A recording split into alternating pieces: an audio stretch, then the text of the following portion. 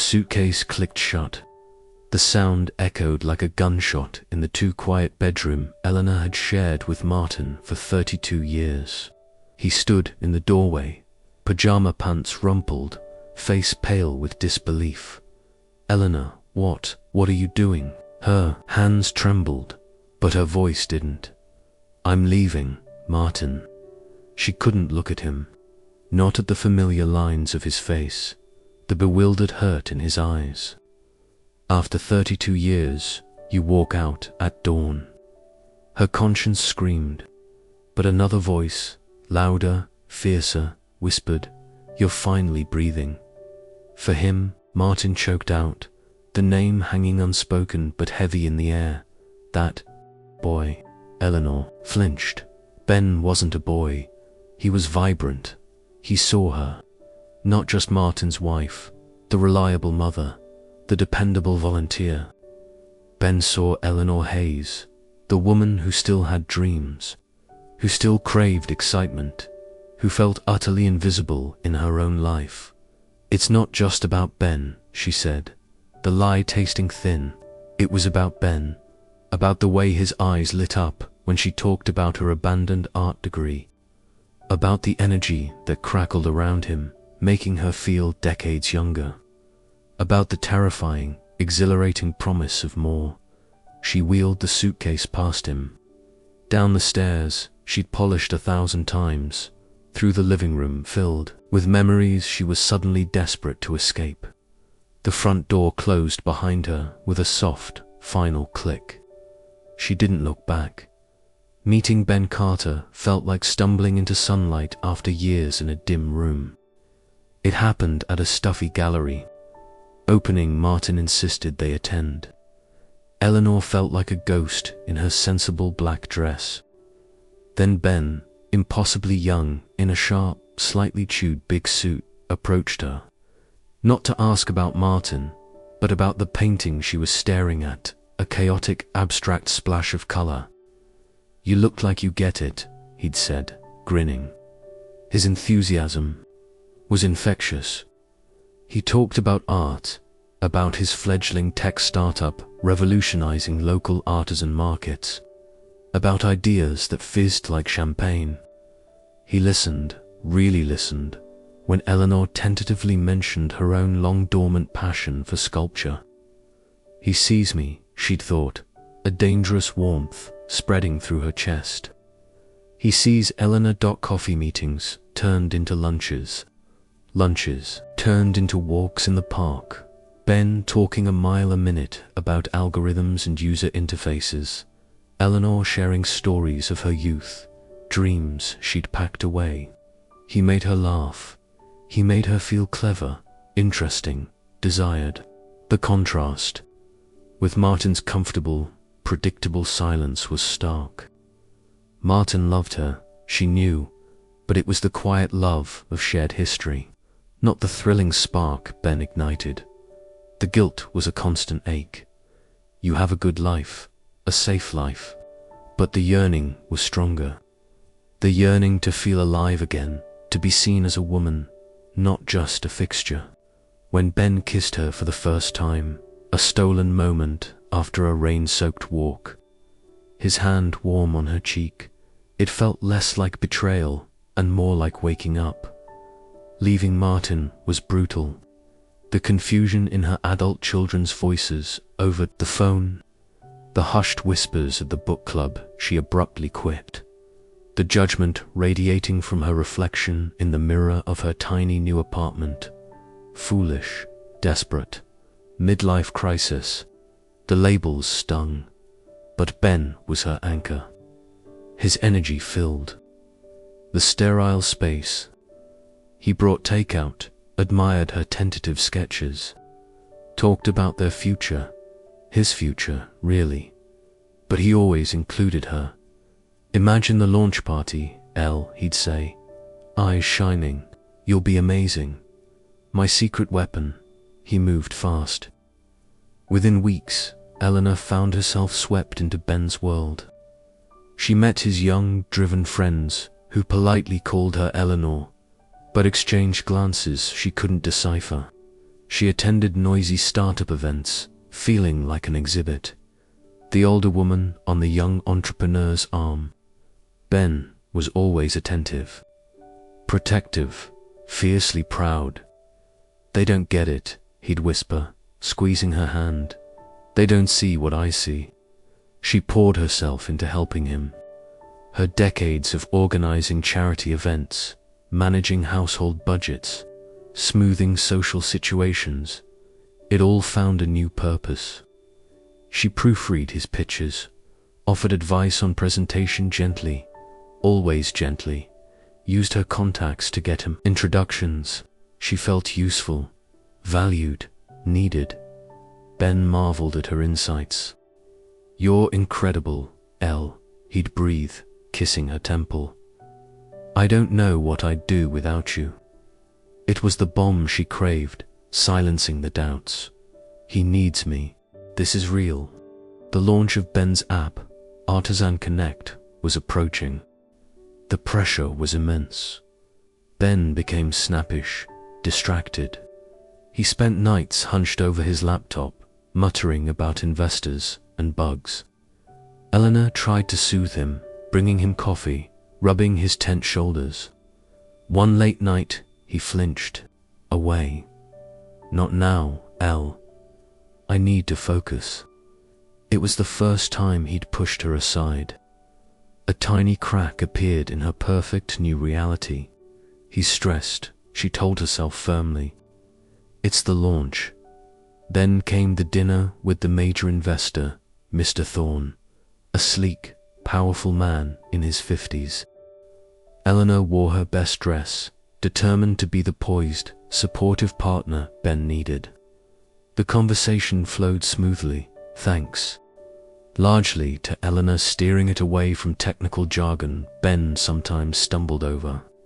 She charmed Mr. Thorne with stories of the local art scene, subtly weaving in the app's potential to support artists like those she knew. Afterwards, walking back to Ben's cramped apartment, he hadn't stayed at hers in weeks. Citing work, Ben was buzzing. "You were brilliant. Elle Thorne loved you." He practically greenlit the funding. He kissed her, but it felt rushed, celebratory of the deal, not of her. Later, Eleanor woke, needing water. Ben's laptop was still open on the coffee table, casting a blue glow. A notification popped up. Slack message from dev team. User data migration for outreach, contacts complete. Ready for phase 2, outreach contacts. Her initials. A cold prickle started at the base of her skull. Why would her personal outreach contacts the artists, gallery owners, community leaders she'd meticulously cultivated for Ben be part of a user data migration? She shouldn't look. It was an invasion, but the cold feeling spread. With trembling fingers, she nudged the trackpad. The Slack window opened. She scrolled up. Ben Carter. Guys, huge win tonight. Thorns in. Eleanor Hayes was the key. Played her perfectly. Dev Ryan, dude. The mature muse strategy actually worked. Ben Carter, like a charm. Hooked her months ago. She's got insane connections. The old money arts crowd we needed. Got her to feed me every contact, every intro. She even prepped me for the Thorn pitch. Dev Ryan, and she bought the I love your wisdom crap. Savage. What happens after? Launch, Ben Carter, phase 2. Gentle fade out. She served her purpose. Can't have a grandma cramping the tech bro image long term, right? The words blurred. Eleanor's knees buckled. She gripped the edge of the table, the cold metal biting into her palm. Played her perfectly. Mature muse strategy. Served her purpose. The apartment walls seemed to press in. The memories flashed. His intense interest in her contacts.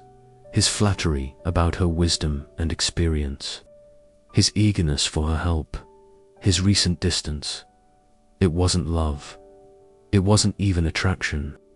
She was a resource, a stepping stone, a calculated business, strategy wrapped in youthful charm. Fool, old, desperate fool.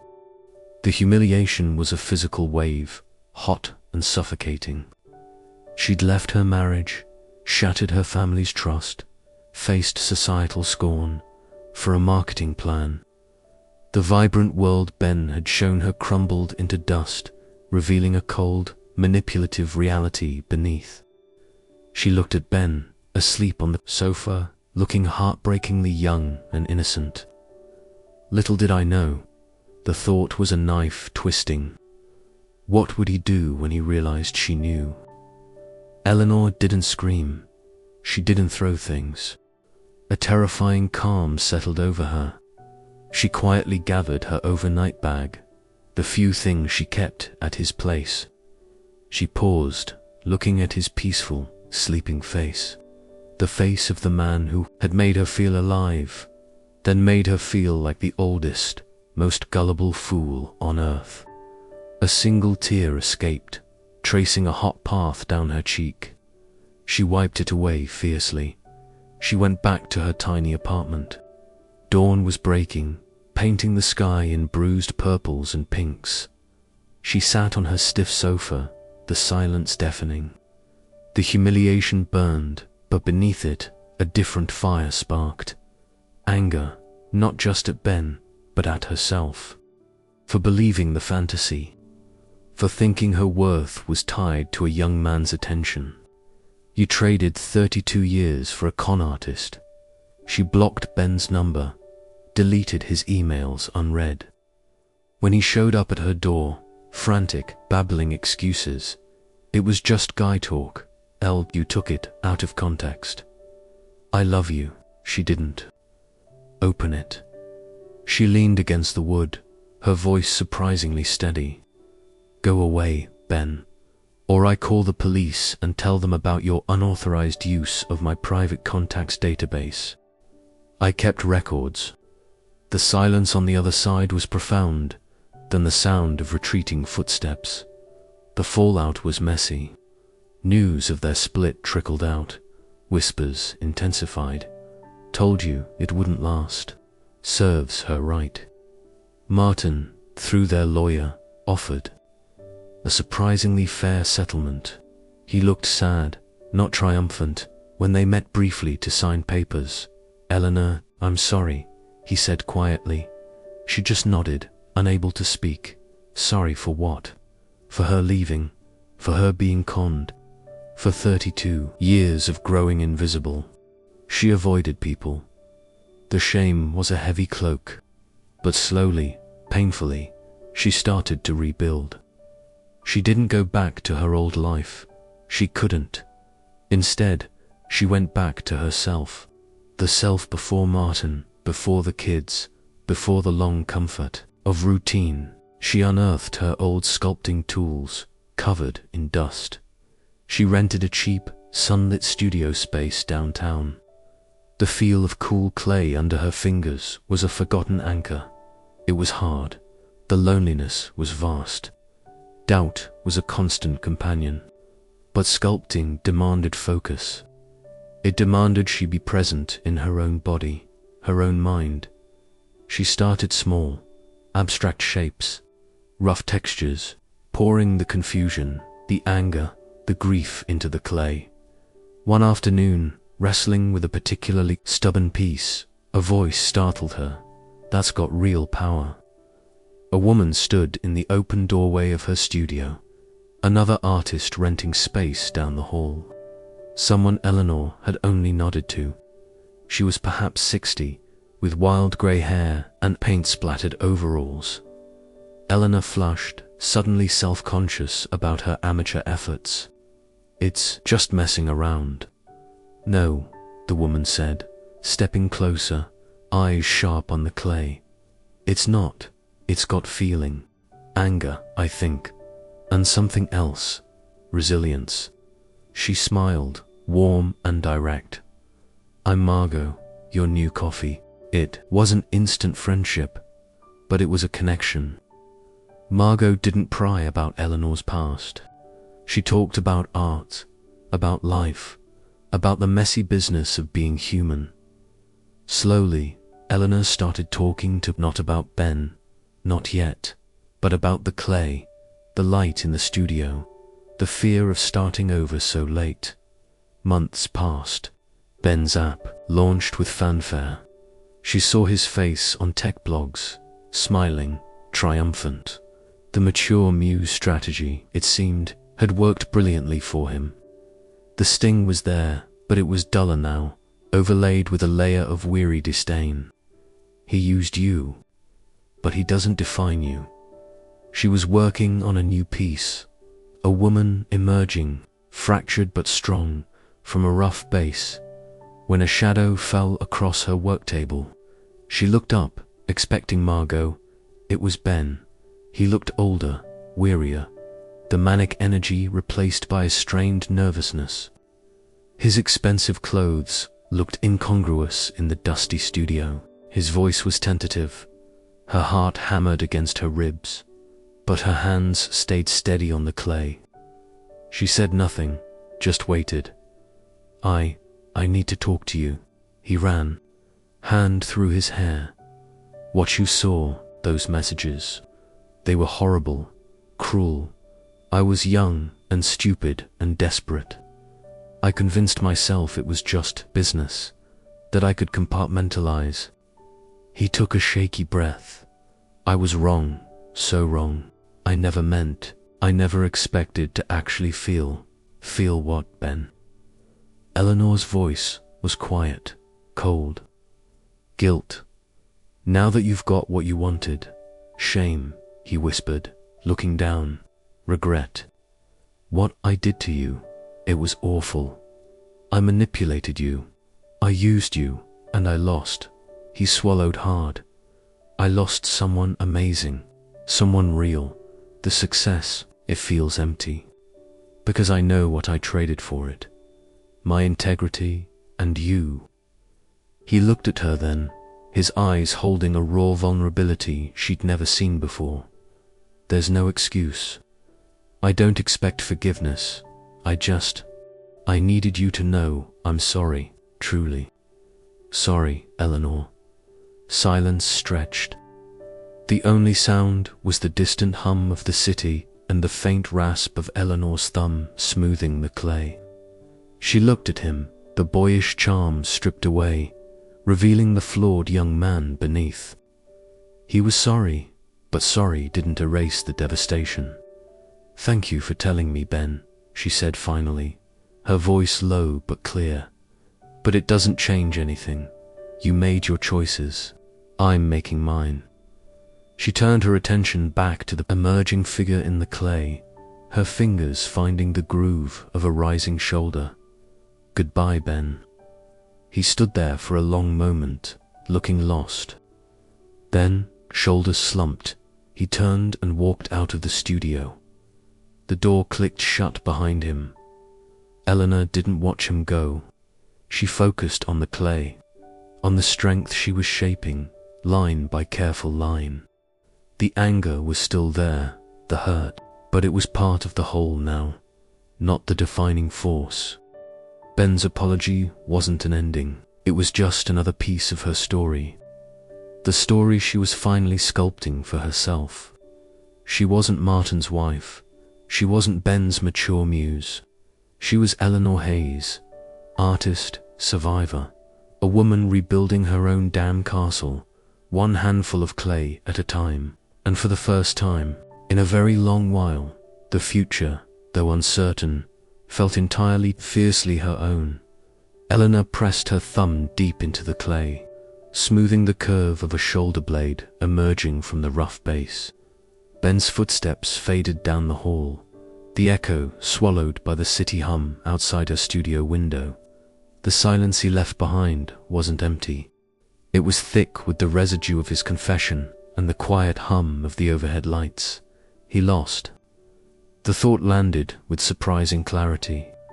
He'd gotten his app, his funding, his tech bro spotlight, and it felt empty to him. Good. A sliver of grim satisfaction cut through the lingering ache. But it didn't stitch the wound he'd torn open. His apology, raw as it was, felt like throwing water on a grease fire. It hissed and spat, but didn't extinguish the damage. She worked the clay harder, the rhythmic pressure grounding her. Ben's words replayed. I never expected to actually feel. Feel what? She wondered, digging her tool into the clay to define a collarbone. Guilt, loneliness, or just the hollow echo of a victory built on lies. It didn't matter. His regret didn't rebuild her life. Only she could do that. Weeks bled into months. Eleanor's studio became her sanctuary, her battleground, her church. The fractured woman emerging from the clay grew taller, stronger. The cracks weren't smoothed over. They became part of the design, channels where light could catch. Margot, her paint-splattered neighbor, became an anchor. No pity, just blunt honesty and shared pots of strong coffee. Stop fussing over that left foot, Elle, Margot grumbled one afternoon, squinting at the nearly life-sized figure. It's got character, like it's planted, ready to step forward. Leave it, Eleanor stepped back, clay-streaked hands on her hips. Margot was right. The slightly uneven stance gave the figure a sense of determined motion. You're a menace, Margot, but you might be right. Always am, darling. Now, are we raiding the dumpster behind Giuseppe's for more scrap metal for your next masterpiece, or what? Margot's eyes sparkled. She'd introduced Eleanor to the world of found object sculpture, a revelation that felt like liberation. Old gears, rusted springs, discarded copper piping, they held histories, textures, stories Eleanor began weaving into new forms. The practicalities of her new life were a constant low-grade hum of stress. Martin's settlement was fair, but it wasn't lavish. Her tiny apartment felt stark after the family home. Budgeting was a skill she hadn't needed in decades. Groceries felt expensive. The fear of instability, of being truly alone at 62, sometimes woke her in the pre-dawn dark.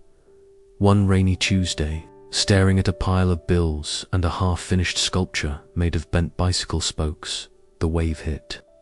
The crushing weight of what have I done, leaving Martin, the humiliation of Ben, the distance with her children, Sarah and David, who still spoke to her with careful, wounded politeness. The sheer effort of starting over. Tears, hot and sudden, blurred the spiky metal. Form on her work table. She slumped onto her stool, the clay dust on her jeans suddenly feeling like the ashes of her old life. Foolish old woman, the old, cruel whisper. You threw it all away for nothing. The knock on her studio door was sharp. Before she could wipe her eyes, Margot bustled in, holding 2 steaming mugs. She took one look at Eleanor's face and the scattered bills, and set the mugs down with a clatter. Right, Margot declared, hands on her hips. Pity, party over. First rule of the studio, no drowning in self-doubt before noon, especially not over that. She jabbed a finger towards the bills. We've all been there. Second rule, your kids love you. They're hurt and confused, same as you. Give them time. Third rule. She picked up a twisted piece of copper wire from Eleanor's scrap pile. This is bloody brilliant. Stop crying and tell me how you're going to make it. Talk. No nonsense pep talk, delivered with a gruff kindness, was the lifeline Eleanor needed. She blew her nose, managed a watery smile, and picked up the wire. It's not talking, it's singing, or maybe screaming. I haven't decided. Excellent. Ambiguity is art's middle name. Now, drink your coffee before it gets cold. The email arrived like a small nut Unexpected detonation. Subject, exhibition opportunity, reclaimed. Found voices from Helena Vance. Curator, The Loft Gallery. Dear Ms. Hayes, Margot Peterson has spoken very highly of your recent work incorporating found objects and raw expression. We are curating an exhibition titled Reclaimed, Found Voices, focusing on artists exploring transformation, resilience, and giving new life to discarded materials. We believe your pieces would be a powerful addition. We have space for 2 to 3 medium works. Submission details and deadlines are attached. We'd be honored if you'd consider participating. Sincerely, Helena Vancelena. read it 3 times. The Loft Gallery wasn't huge, but it was respected, known for showcasing bold, contemporary work. Margot, she must have shown Helena her work. A mix of terror and dizzying excitement flooded her. Me, in a gallery.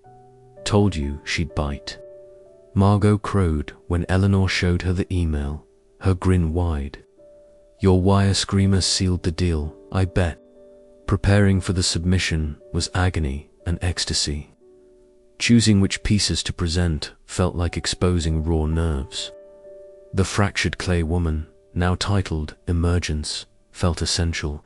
Alongside her, she selected 2 found object pieces, one incorporating weathered driftwood and rusted chains anchor release, and the abstract wire and copper form. Margot loved resonance. The day of the exhibition opening arrived. Eleanor stood in her small studio, dressed in simple black linen, staring at her reflection. The woman looking back had more lines, yes, and shadows under her eyes that hadn't been there 2 years ago. But her eyes, they held a different kind of light. Not the reflected glow of being someone's wife or someone's muse, but a steadier, quieter flame burning from within. This is me, she thought, touching the silver pendant she'd bought for herself, a simple, twisting spiral, scarred, still learning. But here, the gallery was buzzing when she arrived, a mix of artists, collectors, and curious onlookers. Her pieces were displayed together on a brick wall near the back. Seeing them there, under the professional lights, labeled with her name, Eleanor Hayes, sent a shiver down her spine. People lingered, they pointed, they murmured. She overheard snippets, ... raw power, the texture in the clay. That wire piece vibrates with tension. She was talking to Helena, who was effusive in her praise, when she saw them, standing near Emergence, looking uncertain. Sarah and David, her children, her breath hitched. Sarah, her daughter, looked so much like Martin. David had her own father's eyes. They hadn't told her they were coming. Fear, cold and sharp, pricked her. Will they see the shame, the foolishness? Will they only see the mess I made?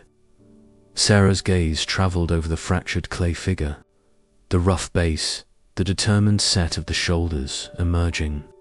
She looked at the title card, Emergence. Then she turned and met Eleanor's eyes across the room. There was no smile, not yet, but the careful distance, the wounded politeness. It had softened. There was a dawning curiosity, perhaps even a flicker of understanding. David nudged Sarah, pointing to resonance, the singing, screaming wire piece.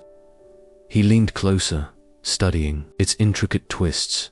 Helena followed Eleanor's gaze. Friends of yours? She asked gently. Eleanor swallowed, her throat tight. My children, she whispered, the words thick with emotion she couldn't name. Relief, hope, a profound, aching vulnerability. They had come, they were looking, really looking. She didn't rush over. She gave them space, seeing her work through. Their eyes was like holding up a fractured mirror to her own journey. It was terrifying. It was real. It was hers. The buzz of the gallery faded As she watched her children contemplate the woman she had become, sculpted from the broken pieces of the woman she used to be, what did they see? Would they ever truly understand? The opening night wasn't over, but the most important viewing had just begun.